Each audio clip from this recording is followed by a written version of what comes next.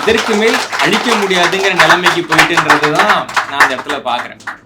என்னன்னா, தமிழ் மக்களுக்கு வந்துட்டு நிறைய நோய்கள் இருக்கு, மனநோய்கள். ஆனால் இந்த மனநோய்க்கெல்லாம் வந்து அடிப்படையாக இருக்கக்கூடிய மனநோய் என்னன்னா தாழ்வு மனப்பான்மை அப்படிங்கிற ஒரு நோய். பக்கத்தில் கர்நாடகான்னு ஒரு மாநிலம் இருக்கு. அங்கே போயிட்டு கன்னடம்ங்கிறது வந்துட்டு தமிழுக்கு பின்னாடி தான் தோன்றுச்சுன்னு சொல்லிட்டு யாராவது உயிரோட வந்துட்டாங்கன்னா அது உங்க பூர்வ ஜென்ம புண்ணியம் இல்லைங்களா? முந்தா நேத்து கூட ஒருத்தர் வந்து ஒரு காணொலி அனுப்பியிருந்தார். உலகத்திலேயே மூத்த மொழிகள் வந்துட்டு பார்க்குறப்போ முதல் மொழி வந்துட்டு ஏதோ ஒரு ஐரோப்பிய மொழி, 2வது மொழி வந்து சமஸ்கிருதம், 3வது மொழி கன்னடம்னு ஒருத்தர் பேசுறாரு. மொத்த அரங்கமும் கைத்தட்டுது. ஏன்னா கைத்தட்டினா தான் அங்கே சாப்பாடு போடுவாங்க. இல்லாட்டி நீங்கள் மாநிலத்தை விட்டே துரத்து விட்டுறாங்க, தண்ணி கூட கொடுக்க மாட்டாங்க இல்லைங்களா? ஆனால் தமிழ்நாட்டில் மட்டும் வந்துட்டு மேடை போட்டுட்டு நீ முட்டாள், இது வந்து காட்டுமிராண்டி மொழி, வைத்தியம்லாம் செத்தாதான் மக்கள் நல்லா இருப்பாங்க அப்படின்னு ஒருத்தவங்க பேசுனாங்கன்னா அவங்க பேர் தலைவர், தந்தை இல்லையா? அதை விடுங்க, அதை கேட்டாதான் சண்டைக்கு வர்றாங்க. அப்ப ஏன் இப்படியெல்லாம் ஒரு சிக்கல் இருக்கு? ஏன் நம்ம மேல மட்டும் இப்படி உளவியல் யுத்தம் நடத்தப்படுது? ஏன் நம்ம மட்டும் அடிமாடுகள் போல ஒரு மனநிலையிலே இருக்கிறோம்னு பாக்குறோம்னா, நல்லா கவனிச்சுக்கோங்க. எவ்வளவு பேருக்கு தெரியும்னு தெரியல, இந்தியாவில் சொந்தமாக எழுத்தூர் இருக்கக்கூடிய ஒரே மொழி தமிழ் மொழி. இந்தியாவில் இருக்கக்கூடிய இத்தனை மொழிகள்ல 1700க்கும் மேற்பட்ட மொழிகள் இந்தியாவில் இருக்குது. அத்தனை மொழிகள்ல சொந்தமாக ஒரு எழுத்து இருக்கக்கூடிய ஒரே மொழி தமிழ் மொழி. இது ஏன் அப்படி இருக்குன்னா, தமிழ் மொழிக்கு எழுத்து இருக்கிறத பார்த்துட்டு பிராகிருதம்ங்கிற ஒரு மொழிக்கு அசோகர் காலத்துல எழுத்துரு உருவாக்கப்படுது. பிராகிருதமும் தமிழும் பார்க்க ஒரே மாதிரி தான், அது சில எழுத்துக்கள் மாறுபடும், மற்றதெல்லாம் ஒற்றுமையா இருக்கும். இப்போ தமிழ்ல சிறப்பு லகரம் இருக்கா, அதை தூக்கிடு. 2 நா இருக்கா, அதுல ஒன்று எடுத்துரு. அது வந்து பிராகிருதத்துக்கு சில எழுத்துக்களை உருவாக்கிக்கன்னு சொல்லிட்டு அசோகர் வந்து ஆரம்பிச்சு வச்சாரு. அப்படிதான் வந்துட்டு வடக்குல எழுத்துனால என்னன்னு தெரியும். அசோகனுடைய தாத்தா காலகட்டத்தில் மெகஸ்தீனிஸ்னு ஒருத்தவர் கிரேக்கத்திலேருந்து வர்றாரு. இண்டிக்கான ஒரு புத்தகத்தை எழுதுறாரு. அதில் எழுதுறப்போ அரசவையில் போய் பார்க்குறேன், அரசன் அமைச்சன் எவனுக்குமே எழுத்தறிவே கிடையாதுன்னு மெகஸ்தீனிஸ் காரி துப்பிட்டு போயிருக்கிறாரு இவங்களை. அப்போ எழுத்து வேணும்னா அவங்க எங்கேருந்து எடுக்கிறாங்க? தமிழ்லேருந்து எடுத்துக்கிறாங்க இல்லைங்களா? இப்போ பின்னாடி வந்து ஹிந்தின்னு ஒரு மொழி வந்து உருவாக்குனாங்க. தேவநாகரி அப்படின்னு அது எழுத்துக்கு பேர். அது என்ன நாகரின்னு ஒரு பேர். நாகர் அப்படின்னு ஒரு மக்கள் இருந்தாங்க ஒரு காலகட்டத்தில். வந்துட்டு தமிழர்கள் நாகர்கள் எல்லாம் ஒன்றா தான் இருந்தோம். இப்போ என்னன்னா, மதவாத அடிப்படையில் இப்பயும் மக்கள் பிரிகிறாங்க இல்லைங்களா? நீங்கள் யாருன்னு கேட்டால் நான் வந்து இன அடிப்படையில் தமிழன்னு சொல்லலாம், மத அடிப்படையிலையும் நான் சொல்லலாம் இல்லைங்களா? ஒரு காலகட்டத்தில் பாம்பு தான் வந்து அதிகமான அறிவுடையதுங்கிறது மனிதர்களுடைய பொது நம்பிக்கை. புத்த சமயத்தில் தான் நம்பிக்கை, சமண சமயத்தில் தான் நம்பிக்கை. அப்போ மக்கள் வந்து பாம்பை கடவுளாக கும்பிட ஆரம்பிக்கிறாங்க. அப்படி பாம்பை கடவுளாக ஏற்றுக்கொண்டு பிரிகிறாங்க இல்லைங்களா? அவங்க வந்துட்டு நாகர்கள் அப்படின்னு மத நம்பிக்கையின் அடிப்படையில் பிரிஞ்சு போறாங்க தமிழர்களிடம் இருந்து. அப்படி போன நாகர்கள் இருக்காங்கல்ல, அவன்கிட்ட தமிழனோட எழுத்து தானே இருக்கும். ஆனா பிரிஞ்சு போனதுனால அந்த எழுத்து வந்து திரிபு அடையுது. அப்படி திரிந்து வந்த எழுத்து இருக்குல்ல, அதுக்கு நாகரி அப்படின்னு பேரு இல்லைங்களா? இப்ப நகரம்னு சொல்றோம், என்ன நகரம்? நாகரிகம்னு சொல்றோம், என்ன அர்த்தம்? நாகரிகமா நடந்துக்குங்க அப்படின்னா நாகர் மாதிரி நடந்துக்கன்னு அர்த்தம். நாகரை போல நடந்து கொள்வதுதான் நாகரிகம் அப்படின்ற சொல்லியுடைய தோற்றம். ஏன்னா நம்ம சிலப்பதிகாரத்திலே குறிப்பிடுறாங்க, நாகர்கள் வந்துட்டு ஒரு புகழ்மிக்க ஒரு அரசா இருந்தாங்க, அவங்களுக்கு பின்னாடி இந்த நகரம் தான் அப்படின்னா அவங்க சொல்றாங்க இல்லைங்களா? அப்ப நாகரிகம் என்பதை உருவாக்கி கொடுத்தவர்கள் நாகர்கள்ங்கிற தமிழர்கள். டாக்டர் அம்பேத்கர் உள்பட நிறைய பேர் இதை எழுதுறாங்க. அந்த நாகர்கிட்ட போயிட்டு இவங்க வந்து எழுத்து கொண்டு வந்து ஹிந்தியோட எழுத்து அப்படின்னு வச்சுக்கிறாங்க. அப்ப சொந்தமா உனக்கு ஒரு எழுத்து இருக்கா? எழுத்தறிவு இல்லாதவர்கள் கீழானவர்கள்னா எழுத்தே இல்லாத நீ எல்லாம் யாரு? அப்ப எழுத்தறிவே இங்க கிடையாது. 2வதாக இங்க பாக்குறப்போ எண்முறை அப்படின்னு ஒண்ணு இருக்கு. தமிழர்களுக்கு சொந்தமாக ஒரு எண்முறை இருக்கு இல்லைங்களா? அப்ப தமிழர்கள் வந்து நம்ம கல்வெட்டுல பாக்குறப்ப அந்த எண்முறை இருக்கு. தமிழர்கள் தான் வந்துட்டு முதல்ல பால் அப்படிங்கிற ஒரு எண்ணை குறிப்பிடுறாங்க. ஒரு இடத்துல பொருள் இருக்கு அப்படின்னா அந்த பொருளை வச்சு அந்த இடத்த நம்ம அடையாளப்படுத்துவோம். பொருள் இல்லைன்னா அந்த இடத்துக்கு என்ன அடையாளம்? ஒரு கிணறு இருக்கு, தண்ணியே இல்லை, அந்த கிணத்துக்கு என்ன பேரு? பாலிங்கிணறுன்னு சொல்றோம் இல்லைங்களா? பாலிங்கிணத்துல தள்ளி விட்டாங்கன்னு சொல்றோம் இல்லைங்களா? இப்போ தண்ணி இருந்தா தானே கிணறு. தண்ணி இல்லைல்ல, அப்புறம் எப்படி இது கிணறுன்றப்போ அது இருந்தது, இப்ப இல்லை. நொங்கு இருக்கு, அது வந்துட்டு அப்படியே எடுத்து வெட்டிட்டு அதை உள்ள குழியாக்கி சாப்பிட்டுறோம். இப்போ சாப்பிட்டு முடிச்ச பின்னாடி ஒரு நொங்கு இருக்கும்ல, ஓடு மட்டும் இருக்குல்ல, அதுக்கு என்ன பேரு? அதுக்கு சூன்றியம் அப்படின்னு பேர் தமிழ்ல. நொங்கு சூன்றிட்டு அப்படிம்பாங்க. இருந்துச்சு, சூன்றிட்டு, சூம்பிட்டுனா சின்னதாயிட்டு, சூன்றிட்டுனா இல்லாம போயிட்டுன்னு அர்த்தம். சங்க இலக்கியத்துல குறிப்பிடுறாங்க. இந்த சூன்றுதல்ங்கிறது தான் வந்துட்டு பின்னாடி சூன்யம்னு மாத்தினாங்க. சூன்யத்திலேருந்து வந்ததான் சைஃபர். நீ உலகம் முழுக்க பழங்கக்கூடிய சொல்லா இருக்குல்ல சைஃபர் அப்படின்ட்டு. இந்த உலகத்துல ஒரு பொருளுக்கு பேர் வைக்கணும்ன்ற எண்ணம் எல்லாருக்குமே வரும். ஒரு பொருளினுடைய இல்லாமைக்கு என்ன பேர் வைப்பது என்பது சிந்தித்தது தமிழர்கள். 0 என்ற எண் தமிழர்கள் இந்த உலகத்துக்கு போட்ட பிச்சை. தமிழ்நாட்டில் இருந்த இந்த எண்முறை தான் வட இந்தியாவுக்கு போகுது. வட இந்தியாவிலேருந்து அரபு நாட்டுக்கு அதே எண்முறை போகுது. அரபு நாட்டுக்காரர்கள் வந்து இங்கே இடத்துலேருந்து வரக்கூடிய எல்லா பொருளையும் ஹிந்துன்னு சொல்லுவாங்க. இந்து உப்பு, இந்து கடல், இந்து குஷ்மலை. ஏன் இந்துன்னு சொல்றாங்கன்னா அவங்களுக்கு தெரிஞ்ச சிந்து தான். அதுலேருந்து எல்லாத்துக்கும் இந்து அப்படின்னா அரேபியர்கள் சொல்லுவாங்க. ஆமா, பொதுவான பேர். இப்போ வந்துட்டு அயத்துல்லா கொமேனி இருக்கிறாரு இல்லைங்களா, ஈரானோட அதிபர், அவங்க குடும்ப பேர் ஹிந்தி. அவங்க யாருக்கும் ஹிந்தி தெரியாது. ஏன்னா 16வது நூற்றாண்டுல இந்தியாவிலிருந்து குடும்பெயர்ந்து போன குடும்பம் அவங்களோடது. அதனால அவங்க குடும்ப பேரே ஹிந்தி அப்படின்னு வச்சிருப்பாங்க இல்லைங்களா. அப்போ வந்துட்டு அந்த மாதிரியாக வந்த ஒரு பெயர் தான் வந்துட்டு இந்த ஹிந்துன்ற சொல்ல அவங்களுக்கு. அப்போ அரேபியாக்காரன் அந்த எண்ணை அவன் உருவாக்கி இருந்தானா அதுக்கு அவன் என்ன பேர் சொல்லியிருக்கணும்? நம்ம ஊர்ல இப்போ பயன்படுத்துற எண்களுக்கு என்ன பெயர்? அரபிக் நம்பர்ஸ் சொல்றோமா? ரோமன் லெட்டரா அரபிக் லெட்டரான்னு கேட்குறோம்ல. அரேபியாவில் என்ன பேர் அதுக்கு? அரபிக்ல அரேபியாவில் அதுக்கு ஹிந்து நம்பர்ஸ்னு பேர். ஹிந்து நம்பர்ஸ்னு பேர். தமிழ்நாடு சட்டமன்றத்தில் இது தொடர்பாக விவாதம் வந்திருக்குது. நமக்கு முன்பாக இருந்த ஐயா பாரதிதாசன் அவர்கள் இதை பற்றி பேசியிருக்கிறாரு. மு வரதராஜனார் அதை பற்றி பேசியிருக்கிறாரு. நான் என்னுடைய வரலாற்று திருத்தங்கள்ங்கிற நூலில் எழுதியிருக்கேன். நம்ம உருவாக்கின என்ன நாமே எப்படிங்க அரபிக் நம்பர்னு கூப்பிடுறது? அநியாயமா இருக்கு. அது வந்து தமிழ் எண்கள்னு சொல்லுங்க, அதுதான் நியாயமா இருக்கும் அப்படின்ட்டு நான் கட்டுரை எழுதினேன். அந்த நூலுக்கு வந்து தமிழக அரசினுடைய விருது கிடைச்சிது. ஐயா ஒரு விருதுக்கு விண்ணப்பிச்சிருக்கேன் நாங்கள் இல்லைங்களா, அந்த விருது கிடைச்சிருக்கு. ஆனா தமிழ்நாடு அரசு தமிழ் எண்ணை அரபு எண்ணுன்னு அழைக்குது இன்னைக்கு இருக்கக்கூடிய முறை. அப்ப நல்லா கவனிங்க. அப்ப நம்முடைய மொழிக்கு சொந்தமாக எழுத்து இருக்கிறது, சொந்தமாக எண் இருக்கிறது. அப்ப இது எல்லாத்துக்கும் மேல இந்தியாவில் மொத்தம் எத்தனை மொழி இருக்கு? பொதுவாக இப்போ பார்த்தீங்கன்னா நம்ம கூகுள் பண்ணி பார்த்தோம்னா லாங்குவேஜஸ்ன்னு போட்டோம்னா 1700 லாங்குவேஜ் இருக்கும். ஆனால் இந்தியாவில் மொழி அப்படின்னா ஒரே ஒரு மொழி தான். நீ கேரளாவுக்கு போனீங்கன்னா கேரளத்தில் மலையாளம்ங்கிறது என்ன? அவன் ஊரில் கேட்குறேன், இது என்ன நீங்கள் பேசுறீங்க, என்ன லாங்குவேஜ் நீங்கள் பேசுறீங்கன்றப்போ மலையாள பாஷா, ஹிந்தி பாஷா, பெங்காலி பாஷா எல்லாம் சொல்கிறாங்க இல்லைங்களா. இந்தியாவில் இருக்கக்கூடிய 1700 மொழிகளில் அந்தந்த மாநில மொழிகளை பார்க்குறப்போ உருது மட்டும்தான் சபான் என்று அழைக்கப்படுகிறது. சபான்ங்கிறது பெர்சிய சொல், பெர்சியன்லேருந்து வந்த ஒரு சொல். மற்ற அனைத்து மொழிகளும் தங்க நாட்டில் வந்துட்டு பாஷை என்று தான் அழைக்கப்படுது. ஆனால் மொழியை மொழி என்று பெயரிட்டு கூப்பிடக்கூடிய ஒரே ஒரு மொழி வந்து தமிழ் மொழி தான். இதுல என்ன சிறப்புன்னு பார்த்தீங்கன்னா, இப்போ வந்துட்டு போட்டிக்கு ஒருத்தன் வர்றதுக்கு தான் உங்களுக்கு பேர் தேவைப்படும். இப்போ சில தலைவர்கள் இருப்பாங்க, அவர் வந்து வீட்டுக்கு போறாருன்னா பெரிய வீட்டுக்கு தான் போறாரா, ஏன்னா ஒரு வீட்டோட இருந்தால் நம்ம அப்படி கேட்க போறோமா, வீட்டுக்கு போறாரா அப்படின்னு கேட்கலாம் இல்லைங்களா.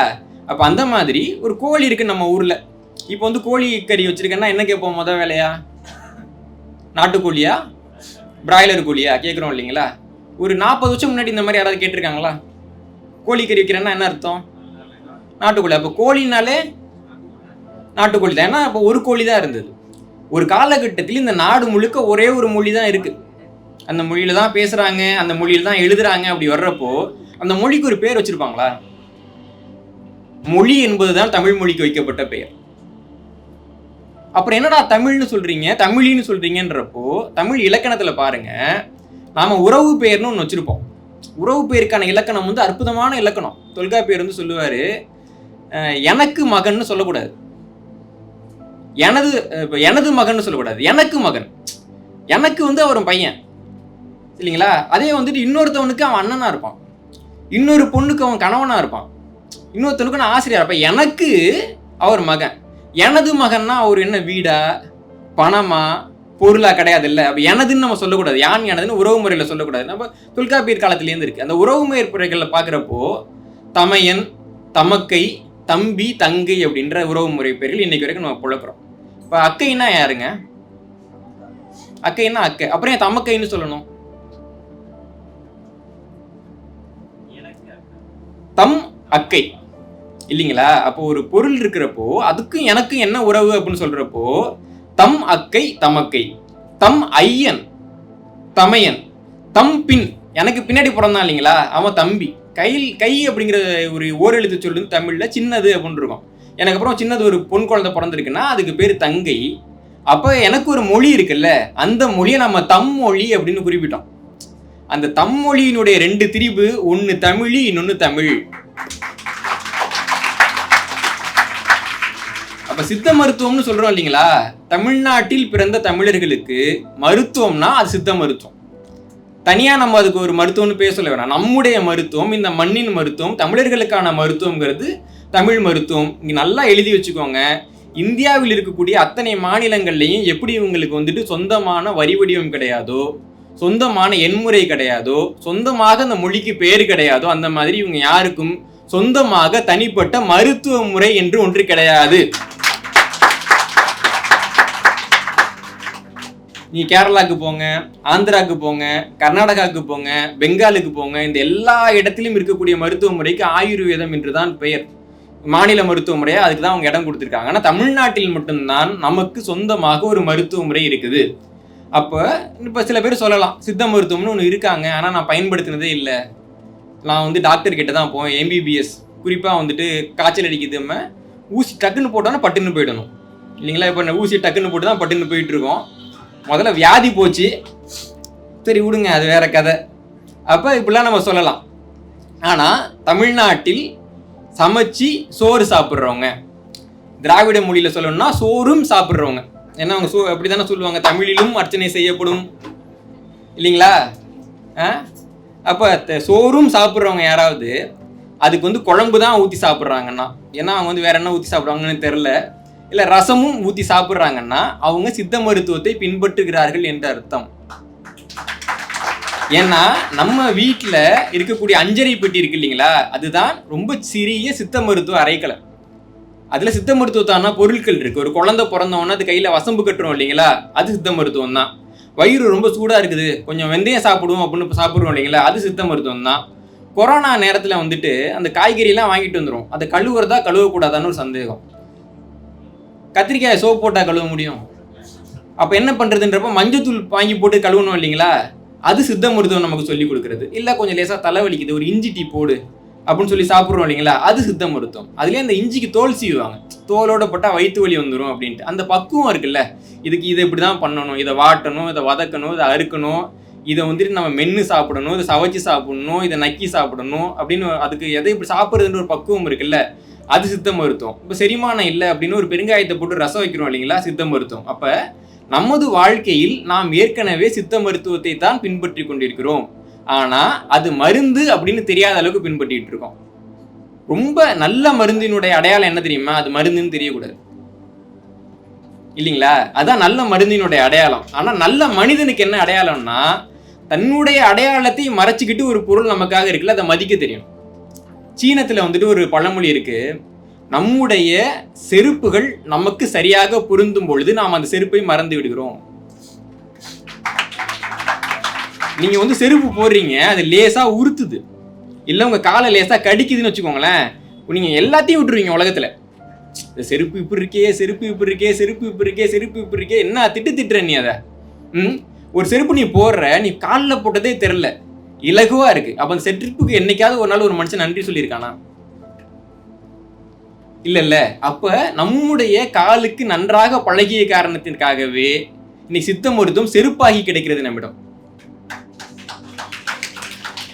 ஜப்பான்ல ஒரு பழக்கம் இருக்கும், அங்க இருக்கக்கூடிய மக்கள் வந்துட்டு ஒரு பொருளை வந்து உடைச்சிட்டாங்க அப்படின்னா, பீங்கான்ல செய்யப்பட்ட பொருள், பீங்கான்ங்கிறது சாதாரண மண், அதுல ஒரு பொருளை உடைச்சிட்டாங்கன்னா அதை திருப்பி தங்கத்தை உருக்கி ஊற்றி ஒட்ட வைப்பாங்க. ஒரு கலையாக அவங்க வந்து கற்பிக்கிறாங்க. அதுக்கு என்ன சொல்றாங்கன்னா, அந்த பீங்கான் பொருள் வந்துட்டு நல்லா இருந்தது, முழுசா இருந்தது, என்னுடைய கை அதுல படாம இருந்திருந்தேன்னா அது உடஞ்சிருக்குமா? அது நல்லா இருந்திருக்கும். நான் அதை பயன்படுத்தினா அது எனக்கு பயன்பட்டது, நான் பயன்படுத்திய காரணத்தால் அது எனக்காக உடைந்தது. அதனால் ஒரு புது பாத்திரத்தை விட எனக்காக உடைந்து போன இந்த பாத்திரம் தான் உயர்வானது அப்படின்னு சொல்றாங்க ஜப்பானியர்கள். அதனால தான் ஜப்பான்காரங்க 80 வயசுக்கு மேல வாழ்றாங்க. நமக்கு வந்துட்டு இத்தனை நாளாக சாப்பிட்டு இருந்த சாப்பாட்டை வந்து யாராவது ஒருத்தவங்க குறை சொன்னாங்கன்னு இருக்குங்க. அதாவது இலவசமாக தானே தர்றாங்க அரிசி, அப்போ எல்லா வியாதியுமே வரும்ல அப்படின்னு நம்புற அளவுக்கு ஒரு மனப்பக்குவம் இருக்கு நமக்கு. இதுதான் நமக்கு இருக்கக்கூடிய பெரிய வியாதி.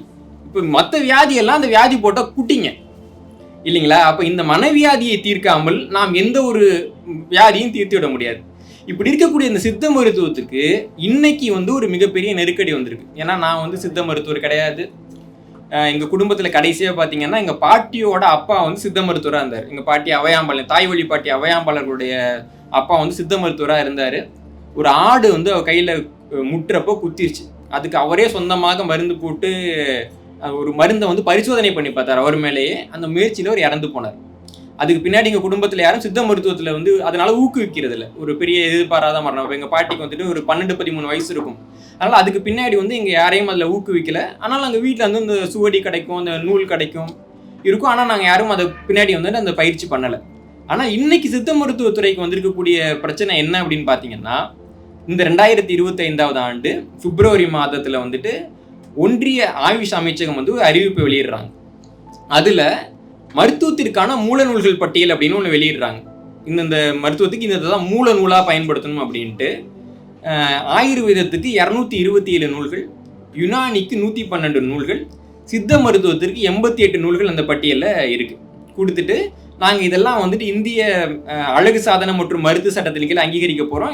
யாருக்காவது இதில் மாற்றுக்கிறதுனா தெரிவிக்கணும், 3 மாதத்துக்குள்ளே தெரிவிக்கணும்னு சொன்னாங்க. நிறைய பேர் இதை தெரிவித்தாங்க. கவிஞர் குட்டி ரேவதி அவர்கள் இதை பற்றி முகநூல்லையும் ஊடகங்களையும் கட்டுரையாக எழுதியிருந்தாங்க. அதை பார்க்குறப்போ நமக்கு வந்துட்டு ஒரு விஷயத்தை நல்லா கவனிக்கணும். ஆயுர்வேதத்துக்கு கொடுக்கப்பட்ட மருந்து அந்த மூல நூல்களோட எண்ணிக்கை இருக்குல்ல, தமிழ் சித்த மருத்துவத்துக்கு கொடுக்கப்பட்ட நூல்களை விட 2.5 மடங்கு அதிகம். 1975 நம்ம பார்த்தோம் அப்படின்னா இவ்வளவு அதிகமான நூல்கள் மேற்கோள் கொடுக்கப்படலை. 250க்கும் மேற்பட்ட தமிழ் நூல்கள் மேற்கோள் கொடுக்கப்பட்டன. ஆயுர்வேத நூல்களோட எண்ணிக்கை ரொம்ப குறைச்சல். இப்போ எப்படி வந்துட்டு இவங்க அந்த எண்ணிக்கையை அதிகரிச்சிருக்காங்கன்னு பார்க்குறப்போ இவங்க என்ன சொல்லியிருக்காங்கன்னா, புதிய வரையறையில் சமஸ்கிருத நூல் மட்டும்தான் ஆயுர்வேதம்ங்கிறத மாற்றி, ஏன்னா இவங்க என்ன சொல்கிறாங்கன்னா, இப்போ தெலுங்கு பேசக்கூடிய மக்கள் வந்துட்டு அவங்களுடைய நம்பிக்கை அவங்க மொழி சமஸ்கிருதத்துலேருந்து பிறந்தது தான் அப்படின்னு. கன்னடம் பேசுகிற மக்களோட நம்பிக்கை அவங்க மொழி சமஸ்கிருதத்துலேருந்து பிறந்ததுன்ட்டு. மலையாளம் பேசக்கூடிய மக்களுடைய நம்பிக்கை அவங்களுடைய மொழி சமஸ்கிருதத்திலேருந்து பிறந்தது அப்படின்னு. அந்த நம்பிக்கையை அடிப்படையாக வச்சு என்ன பண்ணுறாங்கன்னா, தெலுங்கில் இருக்கக்கூடிய 26 மருத்துவ நூல்கள், மலையாள மொழியில் இருக்கக்கூடிய 12 மருத்துவ நூல்கள், ஹிந்தியில் இருக்கக்கூடிய 5 மருத்துவ நூல்கள், அவந்தி மொழியில் இருக்கக்கூடிய 1 மருத்துவ நூல், இந்த நூல்களையும் கொண்டு வந்து ஆயுஷ் பட்டியலில் கொண்டு போய் சேர்த்துருக்கிறாங்க. இதில் ரொம்ப சிக்கலான விஷயம் என்னென்னா, இவற்றில் பெரும்பாலான நூல்கள் தமிழ் மொழி நூல்களோட மொழிபெயர்ப்புகள். புரியுதா உங்களுக்கு? அதில் அந்த நூலோட பெயர்லேயே அந்த சூத்திரத்திலேயே வந்துட்டு என்னென்ன வார்த்தைகள்லாம் வருதுன்னா, சித்தா அப்படின்னு வருது, சித்த அப்படின்னு வருது, சித்த வர்ம அப்படின்னு வருது, அப்புறம் அகத்தியர் அப்படிங்கிற சொல் காணப்படுது. அப்போ என்ன பண்ணுறாங்கன்னா, அந்த அகத்தியர் தான் வந்து எல்லாத்தையும் கொண்டு வந்தாருங்கிற ஒரு இடத்த ஏன் கொண்டு வர்றாங்கன்னா, இங்கே தமிழ்நாட்டில் எவ்வளவோ திருட்டிட்டாங்க. கடைசியாக நம்மகிட்ட திருட்டுறதுக்கு இருக்குது உசுறு இல்லைங்களா? எதுக்கு அதை மட்டும் விட்டு வைக்கணும் அப்படின்னு தமிழகத்தின் மீது தொடுக்கப்பட்ட ஒரு இறுதி போராகத்தான் இதை நம்ம பார்க்கணும். ஏன்னா நாளைக்கு என்ன ஆகும்னா, ஒரு ஆயுர்வேத மருத்துவர் இருப்பார், ஒரு சித்த மருத்துவர் இருப்பார். சித்த மருத்துவர் காலம் காலமாக ஒரு பயிற்சியை பண்ணிட்டு இருப்பாரு, ஆனால் சித்த மருத்துவத்தில் வராது. ஆயுர்வேத மருத்துவ நூலில் இருக்க அவர் திடீர்னு பண்ணுவார். ஒரு உதாரணம் சொல்கிறேன். இப்போ ஒரு MBBS பிடிச்ச மருத்துவர் நீங்கள் போகிறீங்க, போனவரை எல்லாம் பார்த்துட்டீங்க, கல்லீரல் உங்களுக்கு இப்படி இருக்குது, உங்கள் உடம்புல வந்து சத்து குறைபாடு இருக்குது, அதனால் நீங்கள் போயிட்டு இந்த முருங்கை பவுடர் சாப்பிடுங்க, இதுக்கு வந்துட்டு ஆயுர்வேதத்தில் இந்த மருந்து இருக்கு வாங்கிக்கோங்க, இந்த எண்ணெய் தேய்ங்க அப்படின்னு சொன்னால் அந்த MBBS மருத்துவர் சொல்லலாமா சொல்லக்கூடாதா? சொல்கிறாங்க, பொது வெளியில் சொல்கிறாங்க, காணொலி போட்டு சொல்கிறாங்க. நான் ஒரு சின்ன மாற்றி கேட்குறேன். ஒரு சித்த மருத்துவரை நீங்கள் பார்க்க போகிறீங்க, ஒரு குரோசினை நீங்கள் போய் சாப்பிடுங்கன்னு எழுதி கொடுத்துட்டாருன்னா ஒரு நிலைமை என்ன? அரெஸ்ட் பண்ணப்படுவாங்க. அரெஸ்ட் பண்ணியிருக்கிறாங்க இல்லைங்களா? இப்போ நாளைக்கு இத்தனை காலமாக நீங்க பின்பற்ற அந்த முறை இருக்குல்ல, அது ஆயுர்வேதத்துக்கு போயிட்டு அப்படின்னா சித்த மருத்துவர்கள் சித்த மருத்துவத்தை மேற்கொள்வதற்காகவே கைது செய்யப்படக்கூடிய காலம் நாளைக்கு வரலாம். நம்ம இந்த நெருக்கடியில் இருக்கோம். அப்போ நம்ம என்ன பண்ணணும்னா, முதல்ல இதெல்லாம் எங்களுடைய மருத்துவம் தான், எங்கள் மருத்துவம் இந்த காலகட்டத்தில் இவர்களால் திருடப்பட்டது, இவர்கள் தான் இதை திருடினார்கள், இவர்கள் தான் இதை திருடி தவறாக பயன்படுத்துகிறார்கள் என்று பொது வெளியில வாயை திறந்து பேசணும். நமக்கு இருக்க ஒரு பெரிய சிக்கல் என்னன்னா, நமக்கு வந்து ஒரு தீங்கல் வச்சுட்டு மன்னிப்பே கேட்காம போறான் பார்த்தீங்களா, அவனை மானம் கெட்டு போய் நம்மளே மன்னிச்சிரும். உன்ட்ட மன்னிப்பு கேட்டானா, அவன் பண்ணது தப்புன்னு அவன் மேலே ஒத்துக்கிட்டானா ஒன்றும் கிடையாது, எனக்கு அடுத்த வேலை இருக்குங்க, நான் அவசரமாக மன்னிச்சுட்டு போகிறேன் இல்லைங்களா? அப்போ இதுதான் வந்து தொடர்ச்சியாக இந்த சித்த மருத்துவத்துறைக்கு நடந்துகிட்டு இருக்குது. சித்த மருத்துவத்துறையிலேருந்து யார் எந்த மருந்தை திருடினாலும் இப்போ அரசாங்கமே கொடுக்க சொல்லிட்டு, அப்போ இந்த டாக்டருங்க வந்து அந்த அந்த கஷாயம் ஒன்று கொடுத்தாங்கல்ல கொரோனா நேரத்தில், எம்பிபிஎஸ் டாக்டருங்க தானே கொடுத்தாங்க. எந்த ஒரு சித்த மருத்துவராது இது எங்கள் மருத்துவங்க அப்படின்னு சொல்லி கேஸ் போட்டாங்களா? உங்களுக்கு சட்டத்துக்கு அதுக்கான அனுமதி கொடுக்குதா இல்லையா? கொடுக்குறதுக்குல்ல, ஏன் அதை நம்ம பயன்படுத்த மாட்டேன்றோம்? அப்போ வந்துட்டு நமக்கே வந்து ஒரு தாழ்வு மனப்பான்மை இருக்கு. ஆங்கில மருத்துவர்கள்லாம் நம்ம மருந்தை கொடுத்துட்டாங்களா, சந்தோஷம், கொடுத்துக்கிட்டோம். இது நல்லது கிடையாது. இப்போ இளையராஜா அவர்கள் வந்து காப்புரிமைக்கு வழக்கு போடுறப்ப எல்லாம் குய்யோ முயோன்னு கத்துவாங்க. ஆனால் அவர் போடணும். நான் என்ன கேட்குறேன், ஒரு மனிதனுடைய பாட திருடி நீ பயன்படுத்துற, அப்போ அந்த மனிதனுக்கு ஒரு நன்றி கூட போடுறதுக்கு ஒன்னால முடியலன்னா நீ என்ன கலைஞன், நீ எடுக்கிறது என்ன படைப்பு? நான் இந்த விஷயத்துல நம்முடைய இந்த அறிவு திருட்டு, இன்டெலெக்சுவல் ப்ராப்பர்ட்டி ஆக்ட்னு சொல்லுவாங்க இல்லைங்களா, நம்ம அறிவுசார் சொத்துரிமை திருட்டை பொறுத்த வரைக்கும் ஒவ்வொரு தமிழனும் இளையராஜா பின்பற்றணும். நம்முடைய ஒரு பொருள் யாராவது ஒருத்தவங்க பயன்படுத்துறான்னா முதல்ல ஒரு வழக்கு போட்டு அதை நிப்பாட்டணும். அப்படி நிப்பாட்டலைன்னா காலப்போக்கில் அந்த பொருள் அவனுடைய பொருளாகவே மாறிவிடும். அப்படிதான் நம்ம இன்னைக்கு எவ்வளவோ இழந்துருக்கிறோம். இன்னும் கொஞ்சம் விட்டுருந்தா வேப்ப மரத்தையும் பிடிங்கிட்டு போயிருப்பானுங்க, எங்க ஊர்லேருந்து உங்க ஊருக்கு வந்துருச்சு அப்படின்ட்டு. மஞ்சளை எடுத்துட்டு போயிருப்பாங்க. பாஸ்மதி அரிசிக்கெல்லாம் எத்தனையோ நாடு பேட்டன் ரைட்டு போட்டு வச்சிருக்கிறாங்க இல்லையா? அதே மாதிரி நம்முடைய மருத்துவ முறையை நம்ம இழந்துடக்கூடாது. அதனால வந்துட்டு இதெல்லாம் நம்ம வந்துட்டு ரொம்ப கவனமாக இருக்க வேண்டியது. அப்போ இன்னும் கொஞ்ச நாள் போச்சுன்னா இந்த திராவிட ஆய்வாளர்கள்லாம் என்ன சொல்லுவாங்கன்னா, இது மாதிரி ஆயுர்வேதம்னு வட இந்தியாவில் ஒரு மருத்துவ முறை இருந்துச்சு. ஆயுர்வேத மருத்துவர்கள் கொஞ்சம் பேர் வந்துட்டு தென்னிந்தியா பக்கம் வந்தாங்க. வர்றப்போ தமிழ்நாட்டில் அந்த மருத்துவ நூல்கள் கொஞ்சம் செதறிட்டு, ஆந்திராவில் நிறையா செதறிட்டு, அதனால தமிழ்நாட்டில் அதுக்கு பேர் சித்த மருத்துவம், ஆந்திராவில் அதுக்கு பேர் பெத்த மருத்துவம்னு எழுதுவானுங்க. எழுதினவனுங்க பின்னாடி போயிட்டு ஐயா நீங்கள் அற்புதமாக எழுதியிருக்கீங்க அப்படின்னு சொல்லிட்டு தமிழ்நாட்டில் இருக்கக்கூடிய ஏதாவது அரசு துறையில் அவருக்கு வந்து தலைவர் பதவியும் கொடுக்க போட்டு நம்மளும் மானம் கெட்டு விழா எடுப்போம் தான் இன்னைக்கு பண்ணிக்கிட்டு இருக்கோம் இல்லைங்களா? அப்போ நம்மிடம் இருந்து யாராவது ஒருத்தன் திருடிட்டு போயிட்டான்னா, ஒரு கொசு கடிச்சிருச்சுன்னா, ஆகா நம்ம உடம்பு ரத்தம் தான் கொசுவுக்கும் ஓடுது, கொசு நம்ம குடும்பத்தில் ஒன்று நான் சொல்றீங்க. அது மாதிரி யாராவது கருத்தை திருடுறாங்கன்னா அவங்க மாற்றார்கள், அவர்கள் திருடுகிறார்கள்ங்கிற ஒரு அடிப்படை அறிவு நமக்கு வேண்டும். யாரை வேணாலும் என்ன வேணாலும் எழுதிட்டு போகலாம் அப்படின்னு சொல்லி எல்லாத்தையும் இழந்து கடைசியா உயிர் மட்டும்தான் இருக்கு. நாளைக்கு அதுவும் இருக்குமா என்பது தமிழ்நாட்டில் சந்தேகத்துக்கு உரியது. நல்லா கவனிங்க, இந்தியாவில் இன்னைக்கு வந்து ஜென்ரிக் மெடிசன் ஆக்ட் இருக்கு. இன்னைக்கு வந்து ஒரு மருந்து நமக்கு ₹1 ₹2 வாங்குறோம் இல்லைங்களா? இந்த ஆக்ட் வந்து சில ஆப்பிரிக்க நாடுகளில் கிடையாது. இந்தியாவில் ₹50 கீழே கிடைக்கிற சில மருந்துகள் வந்து ஆப்பிரிக்க நாடுகளில் உயிர் காக்கும் மருந்துகள். அந்த மருந்தை வாங்க முடியாம செத்து போறான். நாளைக்கு நம்முடைய இருக்கக்கூடிய இந்த மருந்துகள் அது போல பிடுங்கப்படலாம். இன்னைக்கு நம்ம கிட்டக்காத அதுதான் தெருமுழுக்க இருக்கு. அப்படின்னா நான் சின்ன பையனா இருக்கப்ப தெருமுழுக்க பப்பாளி இருந்தது, அவ்வளவு நாவல் மரங்கள் இருக்கும்.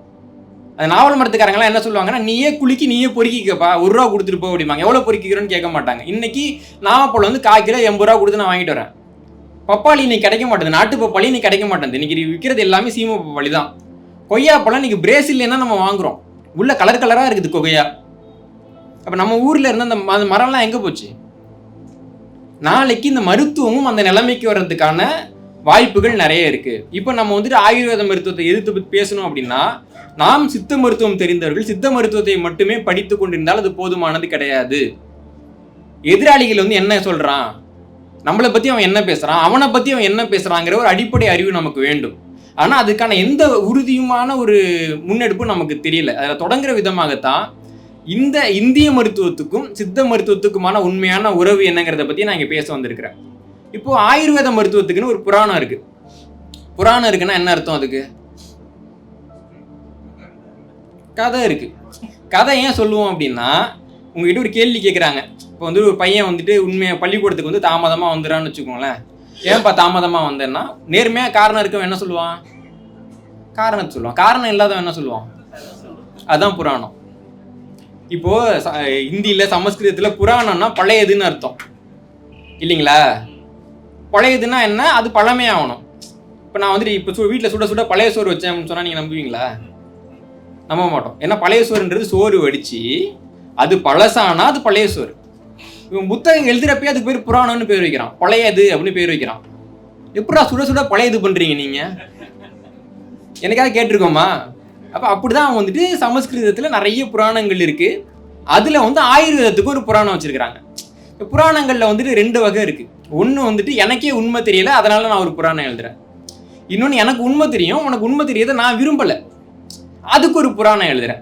2 வகை இருக்கு. இப்போ உதாரணம் பார்த்தீங்கன்னா, அவங்க ஆண்டாளுடைய பாசுரங்கள், அந்த பாசுரத்துல வந்துட்டு ஒரு இடத்துல வரும், கூடாரை வெல்லும் சீர்கோவிந்தா உந்தனை பாடி பறை கொண்டு யான் பெரும் சன்மானம் அப்படின்னு அந்த பாட்டு தொடங்கும். அதில் வந்துட்டு நான் வந்துட்டு 27ஆம் தேதி வந்துட்டு ஒரு நோன்பு முடிக்கிறேன்.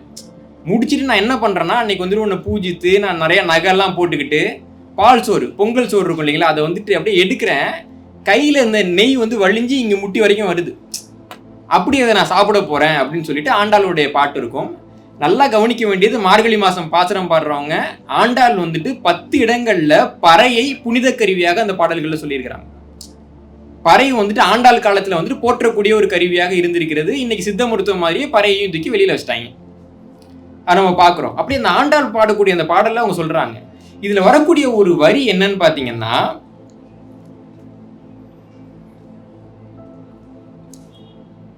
கூடாரை வெல்லும் சீர்கோவிந்தா, இப்படிதான் அது ஆரம்பிக்குது இல்லைங்களா. அப்போ 27ஆம் தேதி வீட்டில் வந்துட்டு நெய் சாதம்லாம் வச்சு சாப்பிட்றப்போ நீங்கள் என்ன பண்ணீங்கன்றப்போ, நாங்கள் வந்துட்டு கூடாரை வெல்லும் பொங்கல் வச்சேன் அப்படின்னு ஆதி தமிழர்கள் சொல்லியிருக்கிறாங்க. அந்த காலகட்டத்தில் கூடாரை வெல்லும், கூடாருன்னா வந்துட்டு எதிர்த்து நிற்கிறவங்க, நம்ம கூட கூடாமல் இருக்கக்கூடிய, இணக்கமாக இல்லாத இருக்கிறோம், வெல்லக்கூடிய அப்படின்ட்டு. பின்னாடி வந்த மக்களுக்கு வந்துட்டு கூடாரை வெல்லுங்கிறது திரிஞ்சு கூடாரவள்ளின்னு மாறிட்டு, கூடாரவள்ளி நோன்பு வைக்கிறோம், கூடாரவள்ளி பொங்க வைக்கிறோம் அப்படின்ட்டு. இப்போ கோயிலில் போயிட்டு சாமி கூடாரவள்ளின்றீங்களே, அவங்க யாருன்னு கேட்டிருக்காங்க. இவங்களுக்கு வந்துட்டு குலமாக கதை எழுதக்கூடிய ஒரு மரபு இருக்கு இல்லைங்களா, சொல்லியிருக்காங்க. கூடாரவள்ளின்றவங்க கோமலவள்ளியோட தங்கச்சிங்க. பெருமாள் சந்நிதிக்கு பக்கத்தில் அவங்களுக்கு ஒரு சந்நிதி இருக்குது. நீங்கள் மார்கழி மாதத்தில் வந்துட்டு கூடாரவள்ளிக்கு நோன்பு இருந்தீங்கன்னா, மார்கழி நோம்பு கூடாரவள்ளி நோம்பாக்கிட்டாங்க நீங்கன்னா, நீங்கள் வந்து ரொம்ப சேமமாக இருக்கலாம்னு சொல்லிட்டு ஒரு கும்பல் வந்துட்டு கூடாரவள்ளி சீர்கோவிந்தம், கூடாரவள்ளி சீர்கோவிந்தம்னு போயிருக்குங்க. கடைசி வரைக்கும் அதுங்க ஆண்டாள் பாசத்தை நேராகவே படிக்கல. இது நான் சொல்லலை, கரிச்சான் குஞ்சு அப்படின்னு ஒரு பிராமணர், அவர் வந்துட்டு பசித்தமானிடம்ங்கிற ஒரு மிகச்சிறந்த நாவல் எழுதியிருக்காரு. அதை அவரே குறிப்பிடுறாரு, கூடாரவள்ளின்னு மாற்றிட்டாங்க அப்படின்னு. அப்போ என்னன்னு தெரியலை எனக்கு, அதை மறைக்கிறதுக்காக சொல்லக்கூடிய ஒரு இது. அதே மாதிரி 2வது நாள் பாசுரத்தில் வந்துட்டு அவங்க சொல்கிறப்போ, அன்றைக்கி என்னென்னலாம் பண்ண மாட்டோன்றப்போ, அன்றைக்கி நாங்கள் நல்ல துணி உடுத்த மாட்டோம், தலைக்கு எண்ணெய் வைக்க மாட்டோம், வந்து யாரையும் தப்பாக சொல்ல மாட்டோம் அப்படின்னு சொல்கிறப்போ, தீங்குறலை சென்றோதும் அப்படின்னு சொல்கிறாங்க. யார்ட்டையும் போயிட்டு யாரையும் கோல் சொல்ல மாட்டோம் அப்படின்னு ஒரு வரி வருது. இதுக்கு போயிட்டு காஞ்சி சங்கர மடத்தில் விளக்கம் கேட்டிருக்காங்க. அவருக்கு ஓரளவுக்கு விளக்கம் தெரியும். இதனால என்ன சொல்லியிருக்காருன்னா, இல்லைங்க ஆண்டாள் என்ன சொல்லியிருக்காங்கன்னா, தீக்குறலை சென்றோதும், அப்போ நம்ம நோன்பு இருக்கிறவங்க திருக்குறளை ஓதக்கூடாது சொல்லியிருக்காரு. புரியுது இல்லைங்களா. இதை நம்பி வந்துட்டு கொஞ்ச காலம் வைணவர்கள் திருக்குறளை பாடாமல் இருந்ததும் உண்டு. இது நடந்திருக்கு. அப்போ 2 விதமான கதை சொல்றாங்க.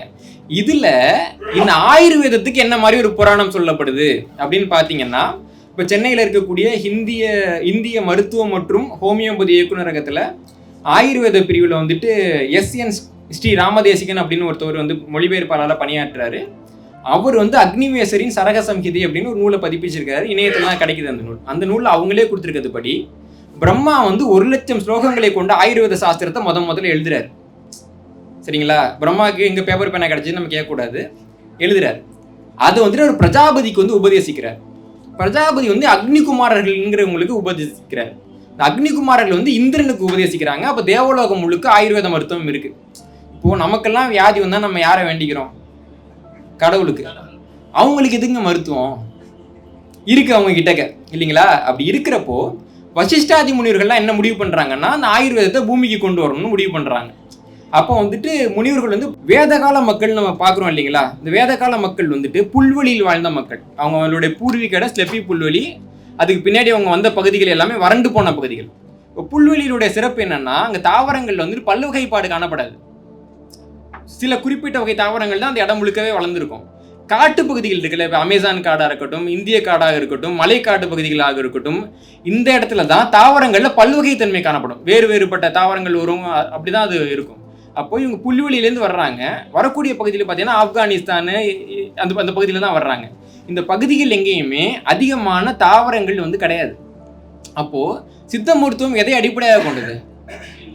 மூலிகைகளை அடிப்படையாக கொண்டது. அப்போ மூலிகைகள் இல்லாத இடத்துல இருந்து வரக்கூடிய இவங்க கிட்டக்க ஒரு மூலிகை இருக்குமா அப்படின்னா கிடையாது. இது எல்லாத்துக்கும் மேல சரக சம்ஹிதை வந்து என்ன சொல்லுதுன்னா, ஒரு மூலிகையை பத்தி தெரிஞ்சுக்கணும்னா, மூலிகைகளை கண்டறிய பழங்குடிகள் மற்றும் மாடு மேய்க்கிறவங்கள்ட்ட போய் நீங்க உதவி கேளுங்க. ஏன்னா அவங்களுக்கு தான் தெரியும் அப்படின்னு சரக சம்ஹிதையே சொல்லுது.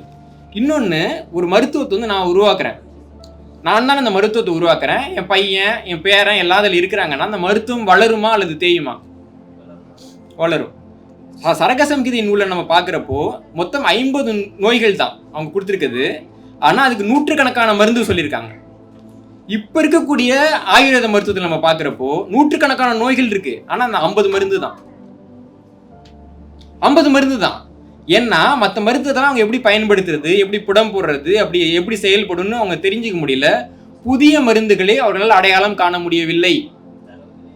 ஆமாம், ஏன்னா எப்படி இந்த மருந்து எதுவுமே தெரியாது. என்னன்னா உங்ககிட்ட நான் ஒரு பொருளை வந்துட்டு திருடிட்டு போகிறேன், ஆனால் அந்த பொருளை என்னால் வளர்க்க முடியுமா? எங்கள் ஊரில் ஒரு பழமொழி சொல்லுவாங்க, சொல்லி கொடுத்த வாக்கும் கட்டி கொடுத்த சோறும் 8 நாள் தாங்கும். 9வது நாள் எவன் கட்டி கொடுத்தானோ அவன்கிட்ட தானே வந்து நிற்கணும். அப்போ இன்னைக்கு ஆயுர்வேத மருத்துவம் என்பது வரலாறு காணாத தேஞ்சு போயிருக்கு. எது கேட்டாலும் இதான் மருந்து, ஏன்னா என்கிட்ட இதான் இருக்கு. நீங்கள் எவ்வளோ வேணாலும் மருந்து கேட்கலாம், ஆனால் எங்களால் முடிஞ்சது தான் நாங்கள் கொடுப்போம். இதுதான் இன்னைக்கு ஆயுர்வேத மருத்துவத்தினுடைய நிலைமை. அதை மறைக்கிறதுக்கு தான் திரும்பவும் நம்ம கிட்ட திருட வர்றாங்க. இப்படி தான் ஆயுர்வேதத்தினுடைய இணைப்பு இருக்கு.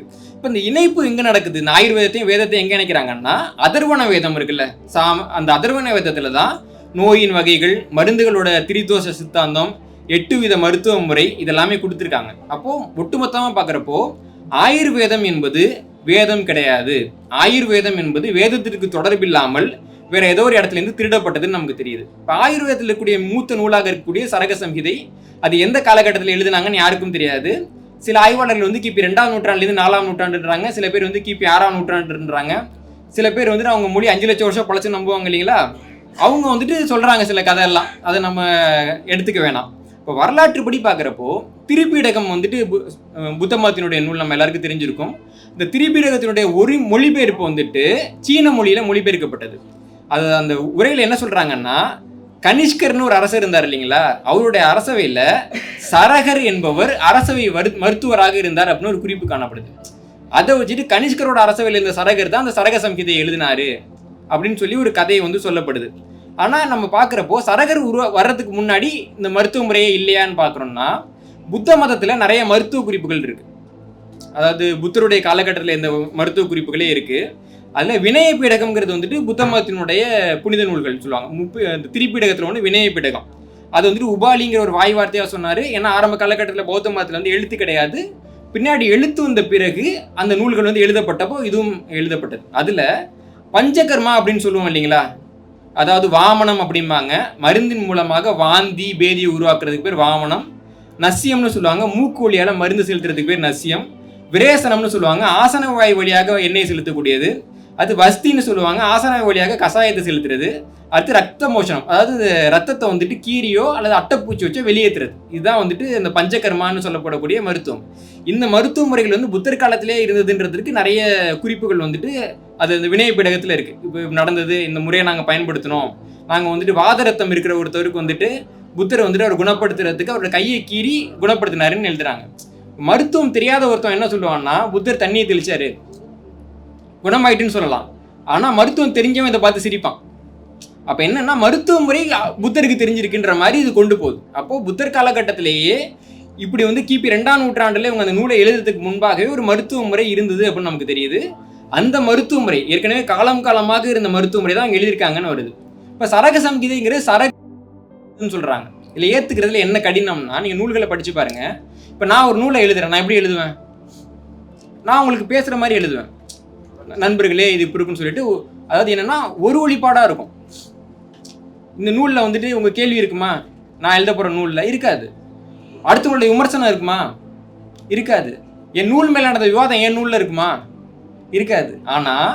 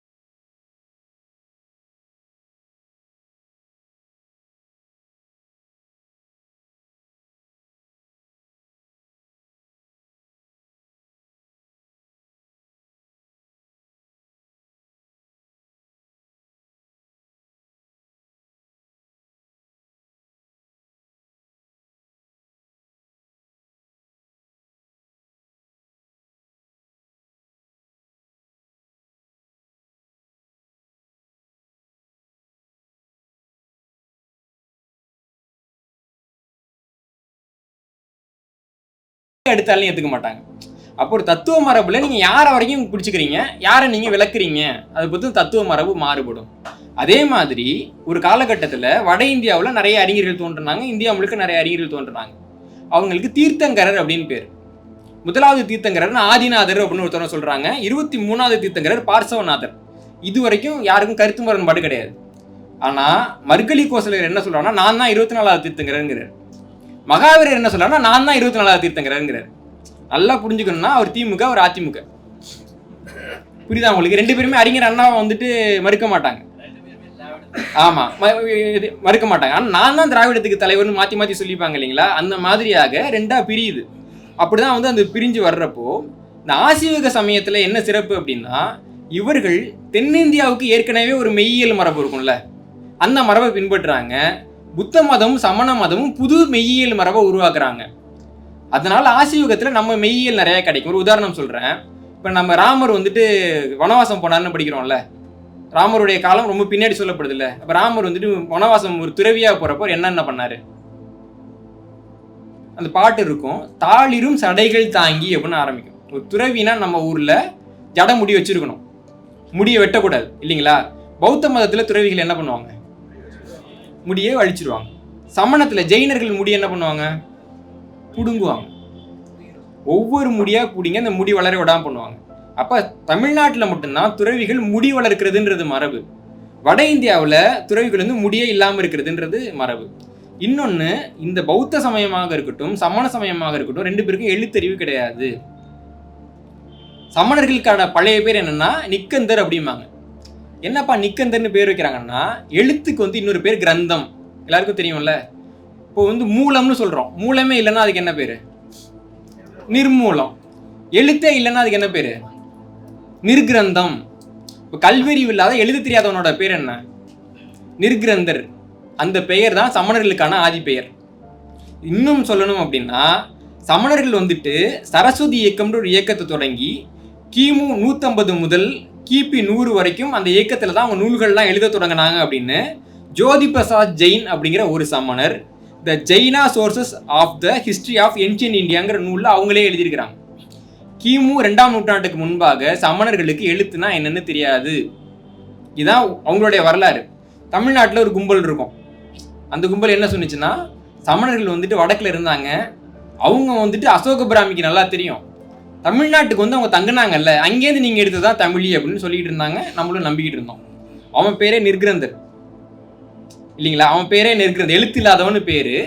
அவர்கள் எழுத்து கொடுத்து தான் நாம் வந்து எழுத்தை கற்றுக்கிட்டோன்னு சொன்னாங்க. நாமளும் அதை நம்பினோம். இதில் இந்த ஜைனர்கள் இருக்காங்க இல்லைங்களா, அவங்க கடைசி வரைக்கும் தமிழ் மொழியை பெருசாக மதிக்கலை. சிலர் வந்து தமிழ் சமணர்கள் இருந்திருக்கிறாங்க. ஆனால் வேத மொழிங்கிறது ஜெயினர்களுக்கு சமஸ்கிருதம் தான்.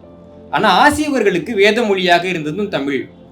அதனால தான் வந்துட்டு ஆசியவர்கள் தமிழ் கற்றவர்களாக இருந்தார்கள். நம்ம வந்து சொல்கிறோம்ல, சைவத்தில் வந்துட்டு சமணர்கள் வந்து கழியேற்றம் பண்ணிட்டாங்கன்னு. அந்த கழிவேற்றத்தில் இறந்து போனவர்கள் ஆசியவர்கள், ஜெயினர்கள் கிடையாது. என்ன ஆதாரம்னா, திருநாவுக்கரசர் எழுதுறாரு, வாயிரும் தமிழே படித்து ஆளுரா 1000 சமணம்ன்றார். எதிராளி வந்து நீ தமிழ் நல்லா படிச்சிருக்கில்ல, அறிவுள்ள உனக்கு அப்படின்னு அவர் கேட்குறாரு. ஒருவேளை அது வந்துட்டு மாற்ற ஆள்களாக இருந்தால் அப்படி சொல்லியிருக்க மாட்டாங்க இல்லைங்களா? இன்னொன்று என்னன்னா, சமணர்கள் வந்து ஏன் கல்வெற்றம் செய்யப்பட்டார்கள்னு ஒரு கேள்வி வருது. இப்போ தமிழ்நாட்டில் நிறைய சமய பூசல்கள் நடந்திருக்குது. பௌத்தர்களுக்கும் சைவர்களுக்கும் நடந்திருக்குது, சைவர்களுக்கு சமணர்களுக்கும் நடந்திருக்குது, சைவருக்கும் வைணவருக்கும் ரொம்ப நடந்திருக்குது. நீங்கள் வரலாறு எடுத்து பார்த்தீங்கன்னா நிறையா இருக்குது. இப்போது எந்த சமணராவது வேற ஏதாவது இந்த முடி இல்லாத மொட்டை தலை சமணராவது தமிழ்நாட்டில் கலியேற்றம் பண்ணப்பட்டிருக்காங்களா? இல்லை. சைவர்கள் எங்கேயாவது கலியேற்றம் பண்ணப்பட்டிருக்காங்களா? வைணவர்கள் எங்கேயாவது, புத்தர்கள் எங்கேயாவது கலியேற்றம் பண்ணப்பட்டிருக்காங்களா? கிடையாது. கலியேற்றம் சம்மந்தப்பட்ட ஓவியமாக இருக்கட்டும் சிற்பமாக இருக்கட்டும் ஜடமுடி வச்சுட்டு கொஞ்சம் பேர் கழுவில் உட்காந்துருப்பாங்க, பார்த்துருக்கீங்களா? எதுக்கு இவங்க கலிவேற்றம் செய்யப்பட்டாங்க? நான் வந்து ஒரு கொள்கையை சொல்கிறேன், அந்த கொள்கையை நீங்கள் ஒத்துக்கவே இல்லை. அப்புறம் எனக்கு இறுதியாக இருக்கிற வாய்ப்பு என்ன? உயிரை கொடுத்து இந்த கொள்கையை நிரூபிக்கிறது. என் உயிர் போனாலும் பரவாயில்ல, என் கொள்கையை உங்களுக்கு நிரூபிக்கணும் அப்படின்னு. ஆசியோகம் வந்துட்டு மன இயலை அடிப்படையாக கொண்டது. அவங்க என்ன சொல்கிறாங்கன்னா, மகிழ்ச்சிங்கிறது அடுத்தவன் செய்கிறதால அவனுக்கு வர்றது கிடையாது, அவன் செய்கிறத நீ எப்படி பார்க்குறதுன்றதுனால வருது. துன்பம்ன்றதும் அடுத்தவன் கொடுக்குறதால உனக்கு வரல, தீதும் நன்றும் பிறர் தர வாரா, உனக்குள்ளேருந்து அது வருது. ஒருத்தன் உனக்கு துன்பம் விளைத்தால் கூட நீ மகிழ்ச்சியாக இருக்கலாம், ஒருத்தன் இன்பம் கொடுக்குறப்ப கூட உனக்கு துன்பம் வந்து சேருங்கிறது ஆசியோகத்தினுடைய கொள்கை. இப்போ இந்த கொள்கையை சொல்றப்போ அவங்க நிரூபிச்சு காட்டுன்றப்போ அவங்க என்ன பண்றாங்கன்னா, கழுமரம் கூர்மையா ஊசியோட ஒரு மரம் இருக்கு இல்லைங்களா, அதுல உட்காந்துட்டு ஆசிரியர்கள் வந்து மகிழ்ச்சியா இருந்து காமிச்சாங்க.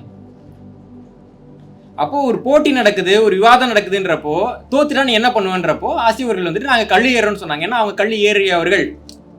அப்படியாகத்தான் ஆசிரியர்கள் வந்து அழிஞ்சு போனாங்க.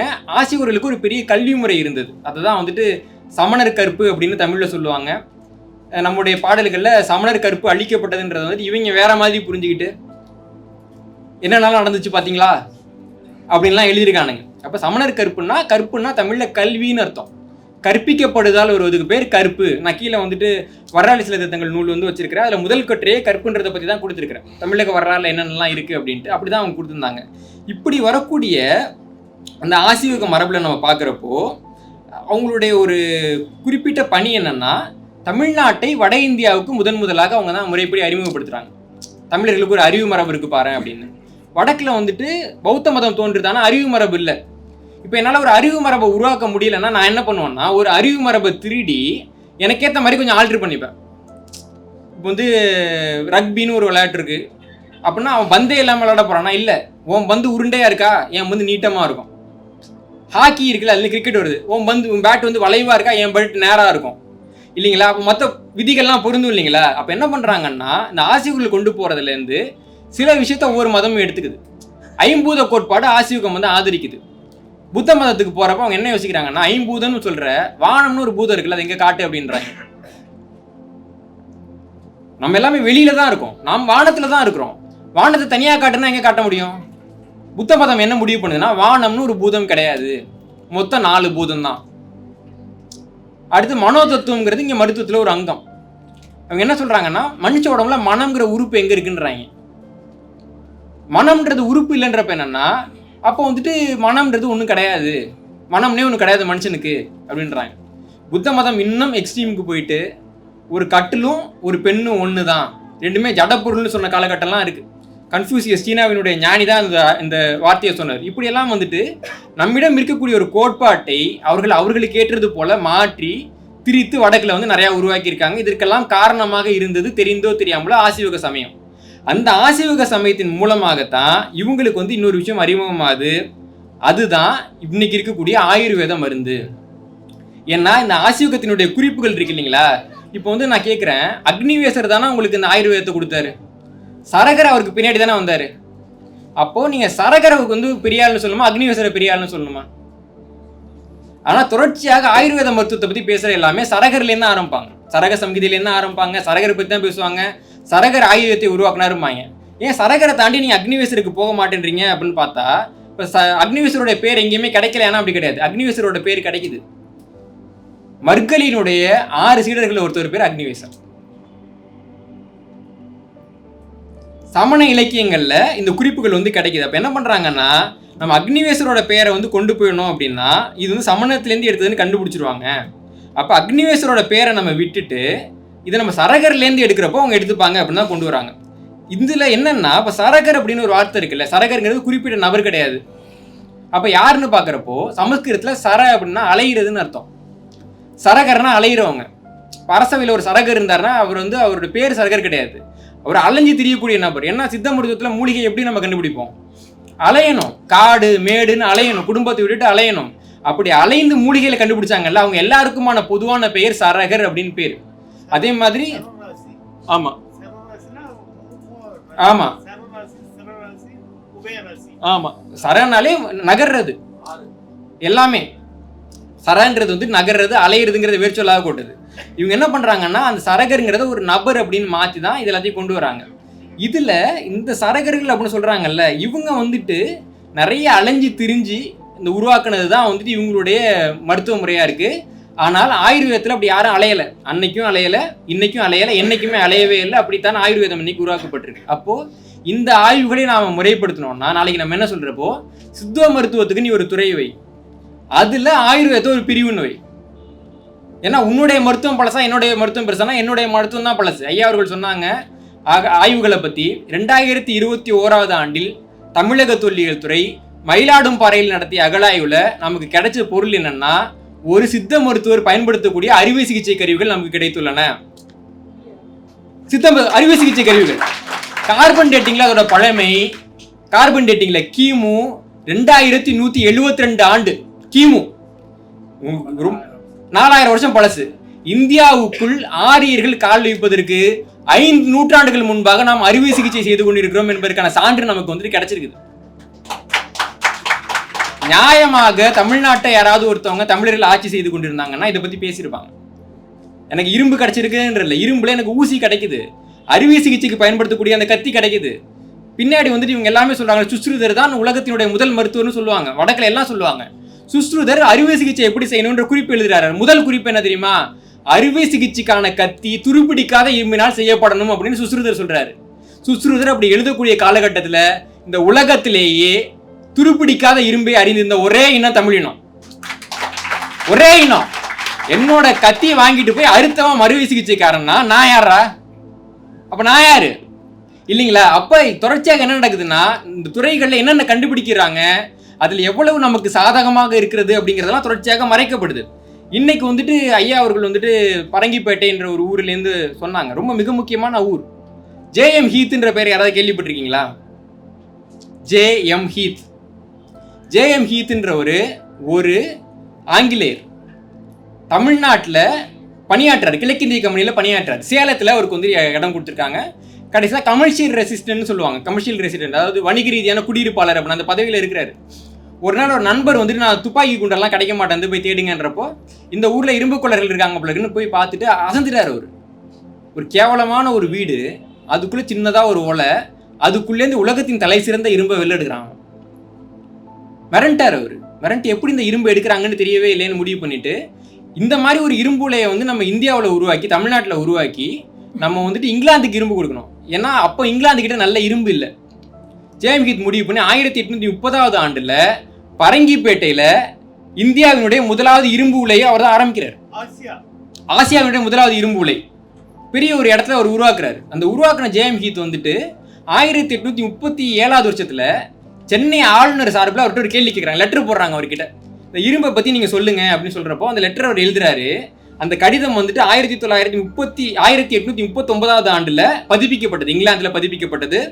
On Indian iron and steel in a letter address to the secretary of the Royal Asiatic Society of Great Britain and அயர்லாண்டுன்ற பேர் நீங்கள் கூகுள் பண்ணீங்கன்னா இன்றைக்கும் கிடைக்கும். 1839 ஆண்டில் பதிப்பிக்கப்பட்ட அந்த கடிதத்தில் ஒரு குறிப்பிடுறாரு, மனித கண்டுபிடிப்புகளில் முழு எல்லையிலும் உள்ள வேறு எந்த கண்டுபிடிப்பையும் விட மனித நாகரிகத்திற்கும் உற்பத்தி துறைக்கும் உகந்த பணிகளில் அதிக செல்வாக்கை செலுத்திய ஒரு கண்டுபிடிப்புக்கு இந்தியா உரிமை கூறுவது முற்றிலும் கேள்விக்கு அப்பாற்பட்டது. இரும்பை எஃகாக மாற்றும் கலை மட்டும் இன்னும் கண்டுபிடிக்கப்படாமல் இருந்திருந்தால் மனித இனத்தின் சமூக நிலை என்னவாக ஆகியிருக்கும் என நினைப்பது எப்படிப்பட்ட சிந்தனை அப்படிங்கிறார். ரொம்ப எளிமையா, நீ இங்கிலாந்து உள்பட எல்லாம் முன்னேறி இருக்கீங்கல்ல, அந்த இரும்பை ஒன்று தான் கண்டுபிடிச்சானுங்க, இவன் அதை கண்டுபிடிக்காட்டி நீ காட்டு முன்னாடியா இருக்கிறேன்னு சொல்லிட்டு ஒரு ஆங்கிலேய அதிகாரி வந்துட்டு அவங்க நாட்டுக்கு கடிதம் எழுதுறாரு. அப்ப இந்த இரும்பு தொழில்நுட்பத்தில் வந்து பார்க்குறப்போ நாம தான் வந்து ரொம்ப முன்னோடிகளாக இருக்கிறோம். இன்னும் சொல்லணும்னா உலோகவியல்னு இன்னைக்கு ஒரு துறை சொல்றாங்கல்ல, மெட்டலாலஜி. மெட்டலாலஜின்ற துறை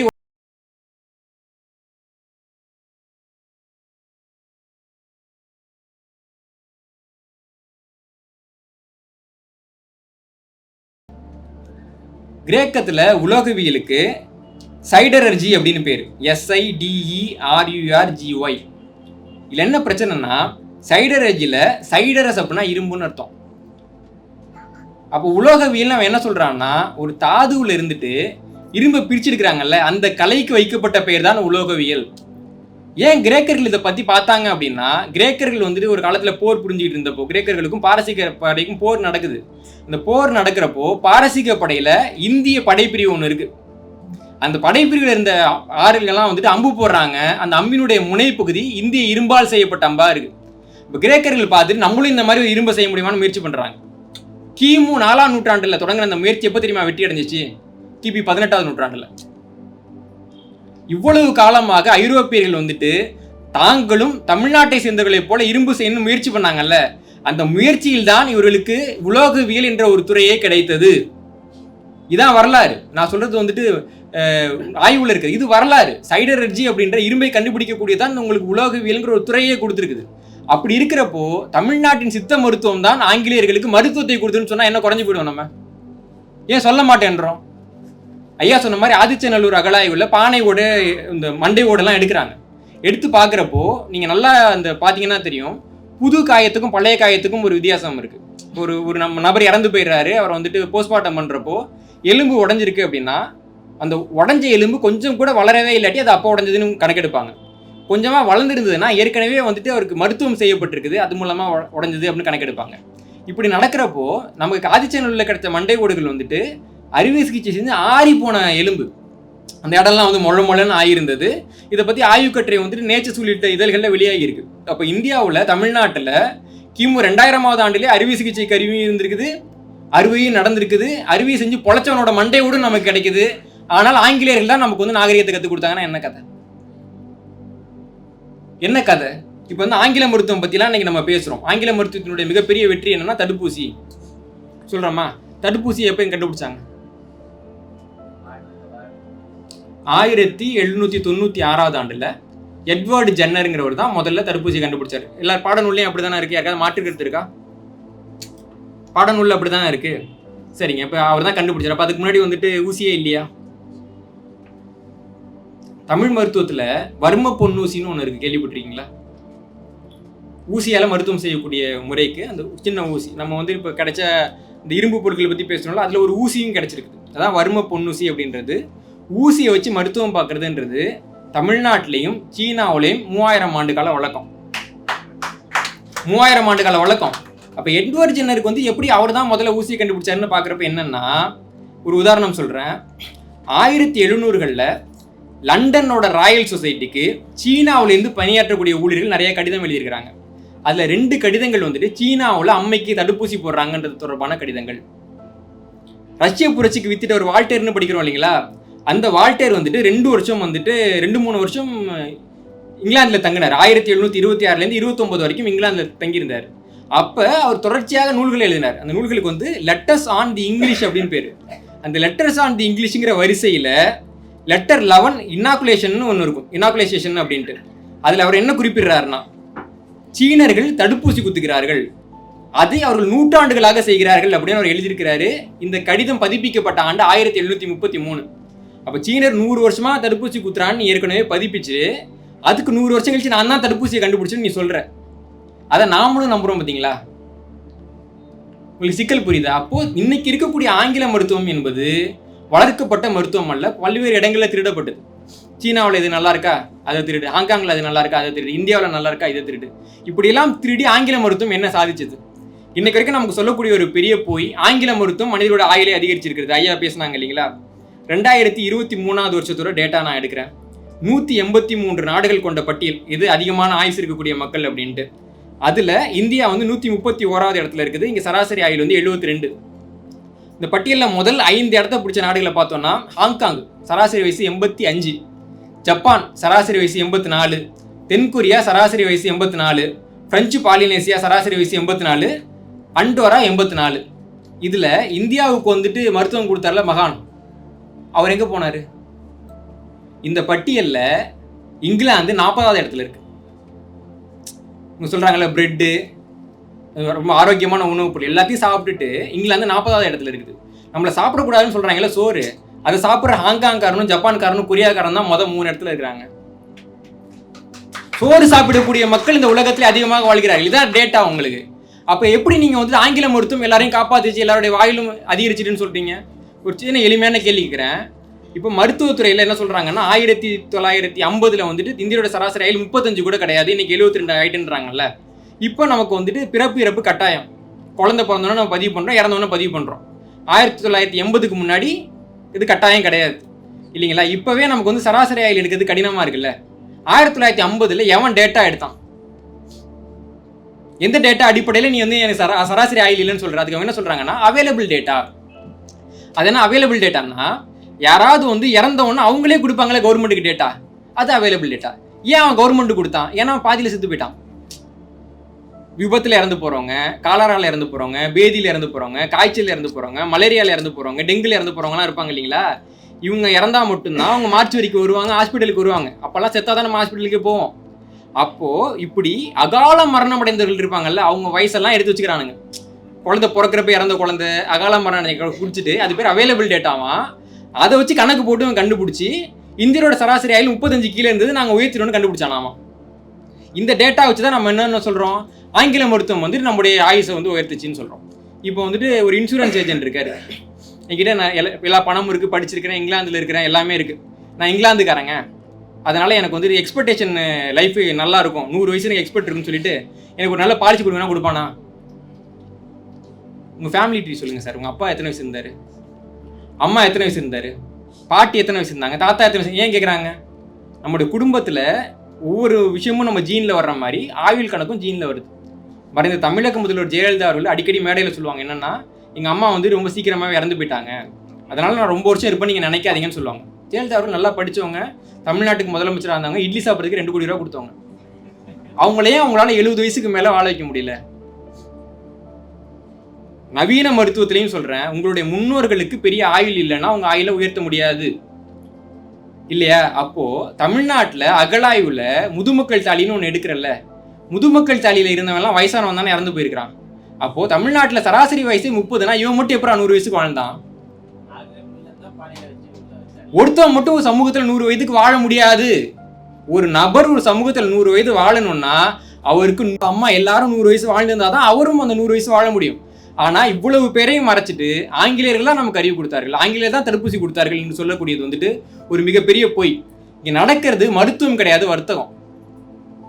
மருத்துவர்கள் இங்கே நம்ம காலை கழுவுறாங்க, கையை கழுவுறாங்க, நம்ம கண்ணுக்கே தெரியாமல் நம்ம மண்டையும் சேர்த்து கழுவிடுறாங்க இல்லையா? இன்னைக்கு நடக்குது. ஒரு மருத்துவரை போய் பார்க்க போனீங்கன்னா நீங்கள் என்ன பேஸ்ட் யூஸ் பண்ணுறீங்க, நீங்கள் என்ன ஆயில் யூஸ் பண்ணுறீங்க, எல்லாத்துக்கும் மேலே ஒரு காலகட்டத்தில் சிகரெட் வந்தது, பொதுமக்கள்லாம் அதை குடிச்சா செத்து போயிடுன்னு பயந்தாங்க. அப்போ வந்து சிகரெட்டுக்கு யார் திரும்ப விளம்பரம் பண்ணாங்க? இதே மருத்துவர்கள் சிகரெட்டுக்காக விளம்பரம் செய்தார்கள். விளம்பரம் பண்ணா உங்கள் மருத்துவர்கள் குடிக்கும் அதே சிகரெட் குடிங்கள்.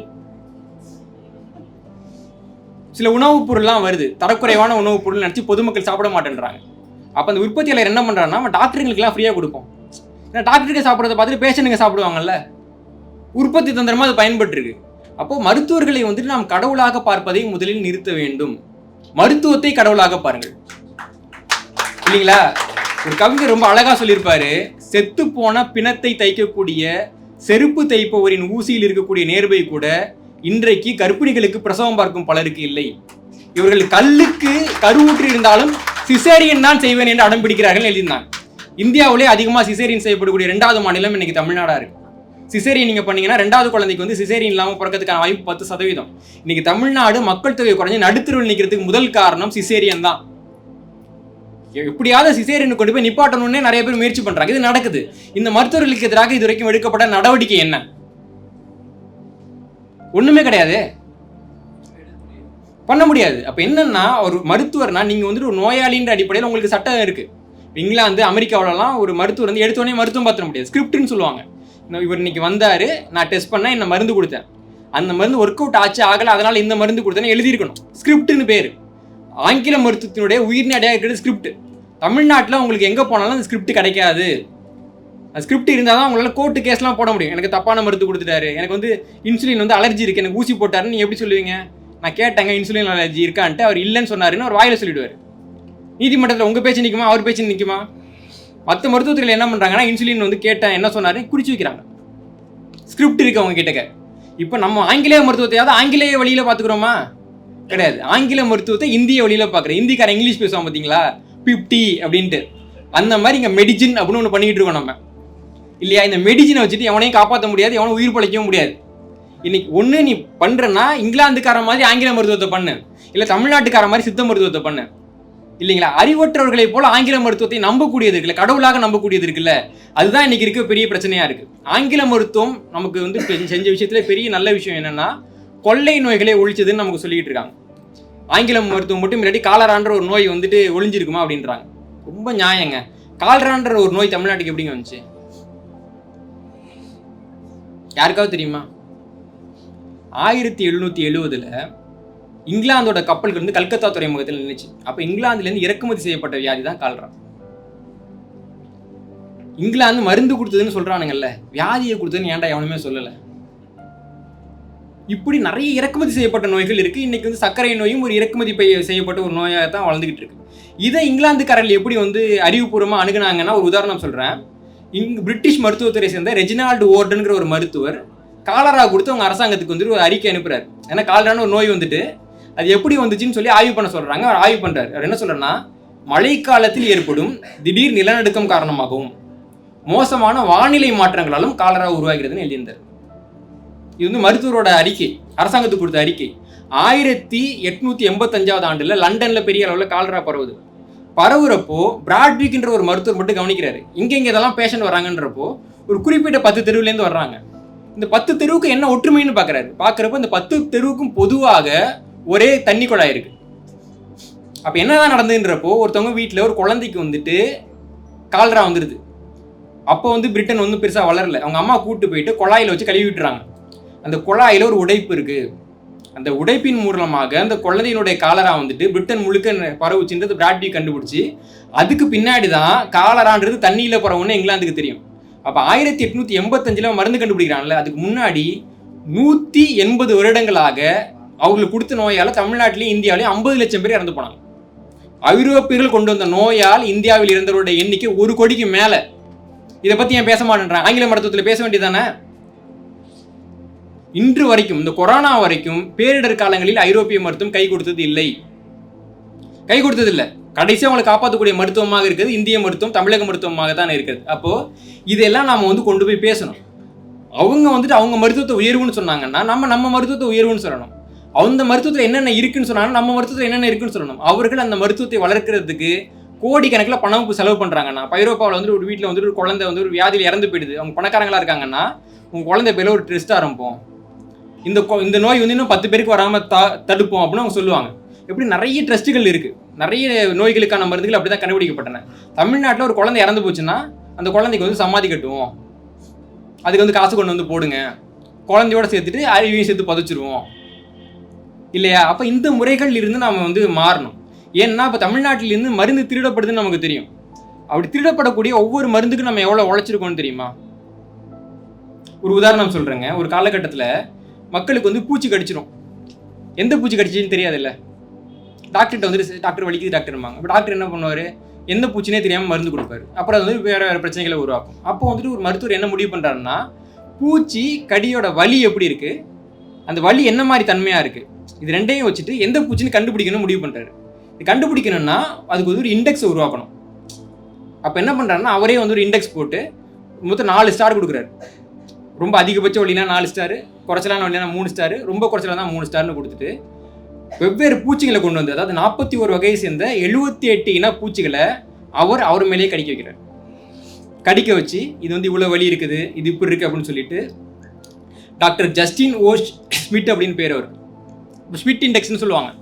இப்போல்லாம் ஒன்றும் இல்லை, உங்கள்கிட்ட வந்து எவ்வளோ வலிக்குதுங்க, என்ன மாதிரி வலிக்குது, வெடிக்குடுக்குன்னு இருக்கா, எண்ணெய் ஊத்திரமா இருக்கான்னு கேட்டு அது என்ன பூச்சி கடிச்சுன்னு உருவாக்கிடலாம். இப்போ ஸ்மிட் வந்துட்டு ஒரு நல்ல மனிதர், ஒரு டாக்டர், இவ்வளோ பூச்சி அவர் மேலே கடிக்க வைக்கணும் ஒரு அவசியம் இருக்கா? கிடையாது. இன்றைக்கி நமக்கு மூலிகைன்னு கிடைக்குது இல்லை, அதில் நிறைய மூலிகைகள் வந்துட்டு விஷத்தாவரங்கள் மாதிரியே இருக்கும். அப்போ எது விஷம் எது மூலிகைன்னு ஒரு தெரிஞ்சுக்கிறதுக்கு ஒரே வாய்ப்பு இல்லை. சாப்பிட்டு பாருங்க. நீ தமிழ்நாட்டில் ஒரு மருத்துவம் இருக்குன்னு அப்படின்னா ஆயிரக்கணக்கான மருத்துவர் அந்த மருந்தை பயன்படுத்தி அவங்க உயிரை பணையம் வச்சு தான் நமக்கு இந்த மருந்தெல்லாம் உருவாக்கி கொடுத்துருக்காங்க. இன்னைக்கு நம்ம இழக்கக்கூடிய உழைப்பு என்பது இந்த இனத்தின் முன்னோடிகள் நாம் வாழணுங்கிறதுக்காக அவங்க உயிரை கொடுத்து செஞ்ச உழைப்பு. ஆனால் அதை பற்றின எந்த ஒரு புரிதலும் இல்லாமல் அதெல்லாம் இன்னைக்கு தூக்கி கொடுத்துக்கிட்டு இருக்கோம். இன்னைக்கு ஒரு பெரிய அளவில் வந்துட்டு ஐரோப்பிய சமூகத்தில் அறிவு திருட்டு நடக்குது. ஆனால் அதற்கு இணையாக அந்த அறிவு திருட்டை சுட்டி காட்டக்கூடிய இடத்துல நம்ம வந்துட்டோம்.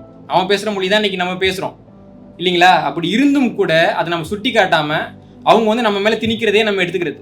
ஒரு காலகட்டத்தில் பிரிட்டிஷ் ஆஸ்பத்திரியில் வந்துட்டு யாராவது பேர் அட்மிட் ஆனாங்கன்னா பிரெட் தான் கொடுப்பாங்க. ஏன்னா டாக்டர் பிரெட் தான் சாப்பிடுவார், அவர் வெள்ளைக்காரன், உங்களுக்கு பிரெட்டு. சுதந்திரம் ஆகிட்டு இப்போ என்ன பண்ணுறாங்கன்னா, கிராமத்தில் தாய்மார்கள் வந்துட்டு குழந்தை வந்தோன்னா பிரெட் பாக்கெட் வாங்கிட்டு போகிறாங்க. பிரெட்டு சாப்பிட்டா பால் ஊறுமா? யார் சொன்னா உனக்கு? இல்லையா? அப்போது நாம் என்றைக்கும் சுதந்திரம் வந்துட்டு சட்ட ரீதியாக பெற்றுவிட்டோம். ஆனால் மன ரீதியாக இன்னமும் ஆங்கிலேயர்களின் கொத்தடிமைகளாகத்தான் நாம் வாழ்ந்து கொண்டிருக்கிறோம். இந்த அவலத்தை நீக்கிறதுக்கு நம்ம செய்யக்கூடிய முதலாவது வேலை என்னன்னா, தமிழ் மருத்துவம் எவ்வளவு உயர்வானது என்பதை உங்கள் வீட்டில் சொல்லிக் கொடுங்க, உங்கள் குழந்தைங்கள்ட்ட சொல்லிக் கொடுங்க. அதே மாதிரி பொது இடங்களில் நம்மளாம் படிச்சிருக்கோம், நம்ம கிட்டலாம் முகநூல் தளம் இருக்குது, ட்விட்டரில் இருக்கிறோம், எல்லா இடத்துலையும் இருக்கிறோம். இருந்துட்டு நம்முடைய கருத்தை வந்துட்டு பதிவு செய்யுங்க. இப்படியெல்லாம் வந்து ஓலைச்சுவடியில் கொடுத்துருக்குறாங்க. 1700களில் இங்கே ஜேஎம் கிரண்ட்லருங்கிற ஒரு ஃபாதிரியார் வந்து வர்றாரு. அவர் இங்கே இருக்கிற அகத்தி 2000ங்கிற நூலை வந்து தமிழ் ஃபிசிஷியனுங்கிற பேரில் மொழிபெயர்த்து அனுப்புகிறாரு. அது ஐரோப்பாவில் மருத்துவருடைய பாடத்திட்ட நூலில் வைக்கப்பட்டது. மருத்துவன் ஆகணும்னா ஒரு தமிழ் நூலை படித்து தான் மருத்துவன் ஆகணுன்ற நிலைமை அன்னைக்கு இருந்தது. இன்னைக்கு நம்ம பாடநூல்கள் எதுவுமே இந்த மண்ணினுடைய நூல்களாக இல்லைல்ல. அப்போ இதெல்லாம் நம்ம மக்கள்கிட்ட கொண்டு போய் சேர்த்தணும். அப்படி சேர்த்தோம்னா மட்டும்தான் இந்த நிலம் பாதுகாக்கப்படும். நமக்குன்னு ஒரு நிலம் இருக்கிற வரைக்கும், நமக்குன்னு ஒரு மொழி இருக்கிற வரைக்கும், நமக்குன்னு ஒரு அறிவு இருக்கிற வரைக்கும், நமக்குன்னு ஒரு மருத்துவம் இருக்கிற வரைக்கும் தான் நாம் நாமாக இருப்போம். பிழைப்பதற்கு 1000 வழி இருக்கிறது. ஆனால் வாழ்வதற்கு மொழியையும் இனத்தையும் பண்பாட்டையும்